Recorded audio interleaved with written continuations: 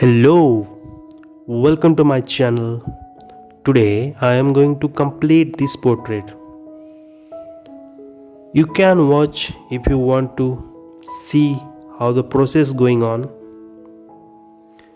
If you are new in my channel, you can check out the part 1 and part 2 where I did first in part 1 I did color the eye portion, and in part 2 I cover the entire face with color, so you can check it out as a tutorial.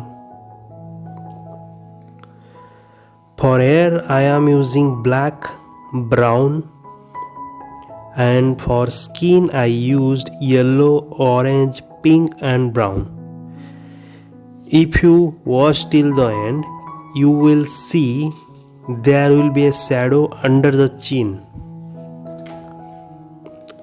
and I use for that blue, black and grey with very low pressure. You cannot make that one very dark, it will be complete disaster. For dress you can put anything, you can do color anything. I do color with deep blue. I think there will be nothing much to say.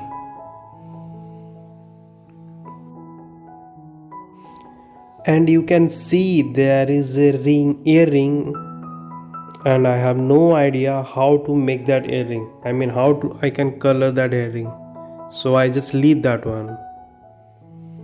So sorry for that one.